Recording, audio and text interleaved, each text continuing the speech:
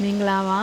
ဒီဗီဒီယိုမှာတော့ Boss and Boss website ထဲက AD Studio ကိုသုံးပြီးတော့ product ကြော်ညာလေးတစ်ခု AI နဲ့ step by step လုပ်တာကိုပြသိသွားပါမယ်ပထမဦးဆုံးကျမတို့ Boss and Boss.com ဆိုတဲ့ website လေးကိုဝင်ရပါမယ် Boss အထက်ကိုရောက်ပြီးသွားပြီဆိုလို့ရှိရင် AI employee ဆိုတဲ့ menu လေးကို click နှိပ်လိုက်ပါအဲ့ဒီမှာကျမတို့ BNB ကနေပြီးတော့ service ပေးနေတဲ့ AI ဝန်ထမ်းလေးတွေရှိတယ်ပေါ့နော်ဒီမှာဆိုလို့ရှိရင်အဲ့ဒီမှာကျမအခုကြော်ညာစာသားလေးရေးမှာဖြစ်တဲ့အတွက် AD Studio ကိုသုံးပါမယ်အကောင့်မရှိသေးလို့ရှိရင်ဒီ website မှာလာပြီးအကောင့်ဖွင့်လို့ရတယ်အဲ့တော့အကောင့်ရသွားပြီးသားဆိုလို့ရှိရင်တော့ဒီဘက်ချမ်းက dashboard ကိုနှိပ်ဒီဘက်က Open Studio ဆိုတာကိုနှိပ်ကြိုက်တာကို click နှိပ်လို့ရပါတယ်ကျမတို့ dashboard ကိုနှိပ်လိုက်ပါမယ်dashboard တွေကိုနှိပ်လိုက်လို့ရှိရင်ဒီမှာ profile tab ထဲကိုဝင်နေတယ်ပေါ့နော်အဲ့တော့ကျမရဲ့ information တွေ့ရမယ်လက်ရှိကျန်တဲ့ point လက်ကျန်ကိုတွေ့ရမယ်ပေါ့နော်အဲ့တော့ကြော်ညာရေးမှာဖြစ်တဲ့အတွက် AD Studio ဆိုတာလေးကိုနှိပ်လိုက်မယ်နှိပ်ပြီးသွားလို့ရှိရင်ကြော်ညာရေးဖို့ထပ် information ဖြည့်မယ်ပေါ့နော်ဒီမှာက product information ကိုပြည့်စုံအောင်ဖြည့်မှလူကြိုက်များတဲ့ကြော်ညာတစ်ခုကိုရမှာဖြစ်ပါတယ်ဒါလေးကိုတော့သတိပြုစေခြင်းနဲ့အခုကြတော့ကျမကဘာထည့်မလဲဆိုလို့ရှိရင် water bottle လေးပေါ့နော်ရေတန်ဘူးရေဘူးပေါ့ရေဘူးလေးတစ်ခုရေးမယ် online shop ရဲ့နာမည်ဆိုတော့အမှထားပါ star online shop ဈေးနှုန်းက5000ဓာတ်ပုံရှိလို့ရှိရင်ဓာတ်ပုံထည့်စီခြင်းနဲ့ဒါမှကိုနဲ့တင့်တော်တဲ့စာသားလေးတွေကဓာတ်ပုံနဲ့ကိုက်ပြီးတော့ထည့်တာပေါ့နော်အဲ့တော့ဓာတ်ပုံလေးထည့်မယ်ပြီးသွားလို့ရှိရင် product information ကုန်ပစ္စည်းအချက်အလက်ပေါ့နော်ကိုမှဘာတွေရှိလဲဆိုလို့ရှိရင်သူကဒီ BPA free ဖြစ်တယ်နောက်ပြီးသားလို့ရှိရင်ဘာအယောင်လေးတွေရနိုင်လဲပေါ့သူကအယောင်ဆုံးလာပေမဲ့ကို့မှာကြံနေတဲ့ပစ္စည်းက၄ယောင်ပဲရှိတယ်ဆို၄ယောင်ပေါ့နော်နောက်ပြီးတော့သူကဘယ်လောက်ဆန်လဲသူ့ရဲ့ size ဒီလိုဟာမျိုးလေးတွေကိုထည့်ပြီးပိုပြီးပြည့်စုံဖြစ်ပါတယ်ထည့်ပြီးသွားလို့ရှိရင်နောက်ဘာတွေဖြစ်မလဲဆိုလို့ရှိရင်ဘယ်သူတွေကိုကြော်ညာမှာလဲပေါ့နော် target audience ကတော့ကျမရေဘူးဖြစ်တဲ့အတွက်ကျောင်းသားတွေရဲ့office worker တွေကိုထည့်လိုက်မယ်ပြီးသွားလို့ရှိရင် CTA ကတော့ဒီကြော်ညာပြီးသွားလို့ရှိရင် customer ပို့စိတ်ဝင်စားအောင်ပေါ့နော် customer ဘာဆက်လုပ်မှာလဲဆိုတဲ့ဟာမျိုးပေါ့ order တင်စီချင်တာလားလာပြီးမေးစီချင်တာလားဆိုတာလေးကို CTA ကောင်းကောင်းဒီမှာထည့်ပေးလို့ရတယ်ဒီမှာဆိုလို့ရှိရင်ကိုက information လေးကိုပြည့်စုံထည့်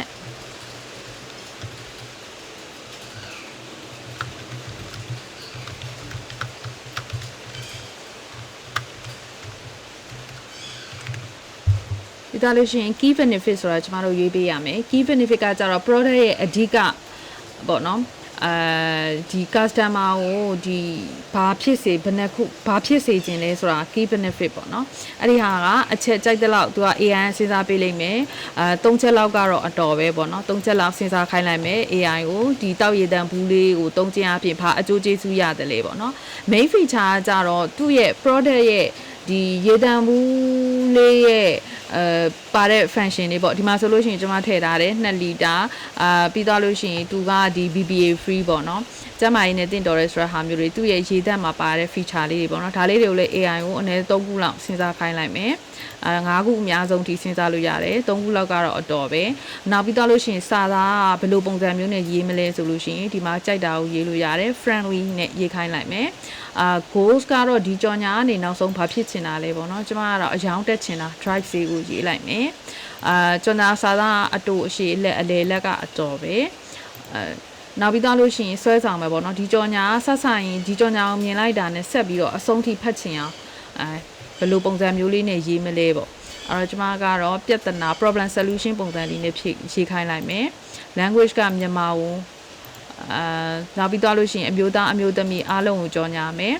ဒီမှာဆိုလို့ရှိရင်ကြော်ညာစာသားရေးတဲ့အခါမှာထိတ်မှာခေါင်းစဉ်လေးပါစီခြင်းနဲ့ဆို headline ကိုယူမယ်ပြီးသွားလို့ရှိရင်စာသားအဖြတ်အတောက်လေးတွေကတန်တန်ရှင်းရှင်း professional ဆန်ရမယ်เนาะတ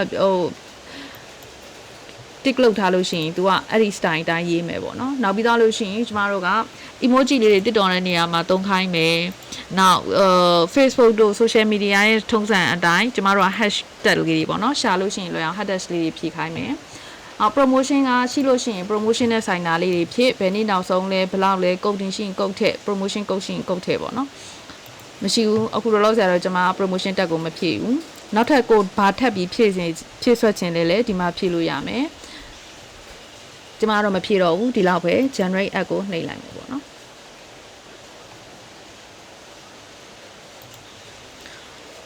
ဒီမှာဆိုလို့ရှိရင်တော့ရသွားပြီပေါ့နော်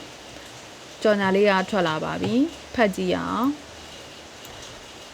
ဆိုလို့ရှိရင်ကျွန်မ program solution ရေးခဲ့အတွက်သူကဒီမှာပြဿနာလေးကိုရှေ့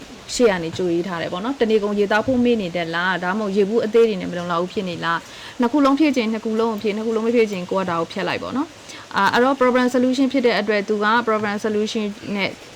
သက်ဆိုင်တဲ့စာသားလေးတွေဖြည့်ပေးထားတယ်ဒီပြဿနာတွေကိုဖြည့်ရှင်းဖို့အခုချိန်မှာအကောင်းဆုံးနည်းလမ်းတစ်ခုရှိနေပြီတဲ့ Star Online Shop ကနေမိတ်ဆက်ပေးလိုက်တဲ့ Bliss Water Bottle လေးရှိနေပြီနော်တဲ့အမှကျောင်းသားရုံးဝင်တန်းတွေအတွက်အထူးတင့်တော်တဲ့ဒီရေဘူးလေးနဲ့ကျန်းမာရေးနဲ့ညီညွတ်တဲ့အလေးအကျင့်ကောင်းလေးကိုစလိုက်ပါတဲ့ဒီမှာကျောင်းသားပါတယ်ရုံးဝင်တန်းတွေပါတယ်ဘာဖြစ်လို့လဲဆိုလို့ရှိရင်ကျမတို့က target audience ကိုရွေးထားတာဖြစ်တဲ့အတွက်ဖြစ်တယ်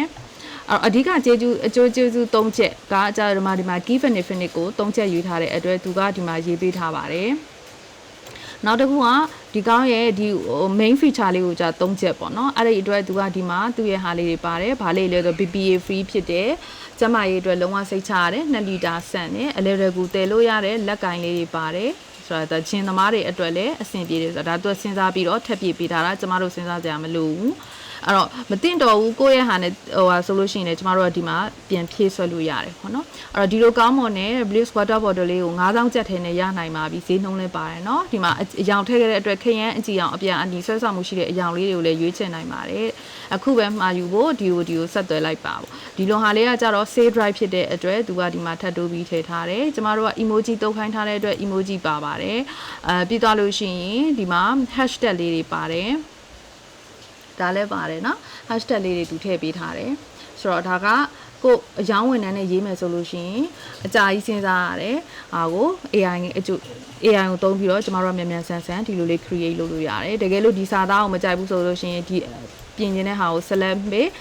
ပေးပြီးတော့ပြောင်းစေခြင်းတဲ့ဟာကိုဒီမှာပြန်ပြီးတော့ rewrite လုပ်ဖို့အတွက်ရေးလို့ရပါတယ်အခုတော့ကျမက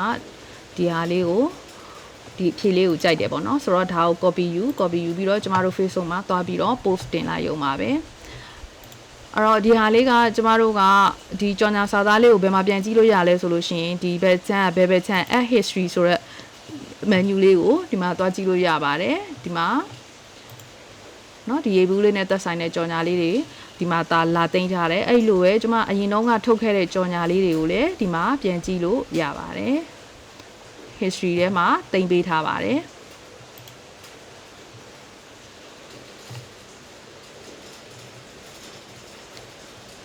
အဲ့တော့ဒီ